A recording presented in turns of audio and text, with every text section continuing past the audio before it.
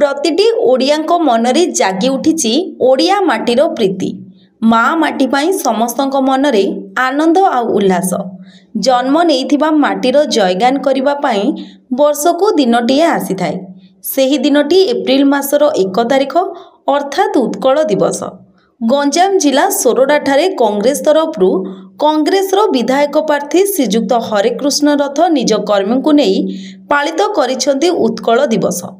ଏହି ଉତ୍କଳ ଦିବସ ଅବସରରେ ଓଡ଼ିଶାର ପ୍ରଥମ ଓଡ଼ିଆ ଖବରକାଗଜର ପ୍ରତିଷ୍ଠାତା ଶଶିଭୂଷଣ ରଥଙ୍କ ପ୍ରତିମୂର୍ତ୍ତିରେ ପୁଷ୍ପମାଲ୍ୟ ଓ ପ୍ରବାଦ ପୁରୁଷ ବିଜୁ ପଟ୍ଟନାୟକଙ୍କୁ ପୁଷ୍ପମାଲ୍ୟ ଅର୍ପଣ କରିବା ପରେ ଗାନ୍ଧୀ ସ୍ମୃତି ଭବନଠାରେ ଅନ୍ୟ ପ୍ରବାଦ ପୁରୁଷମାନଙ୍କୁ ପୁଷ୍ପମାଲ୍ୟ ଅର୍ପଣ କରିବା ସହ ସେମାନଙ୍କ ଓଡ଼ିଶା ପ୍ରତି ଅବଦାନ ଓ ମହାନତା ବିଷୟରେ ଆଲୋଚନା ସହିତ ଅଭିଭାଷଣ ରଖିଥିଲେ।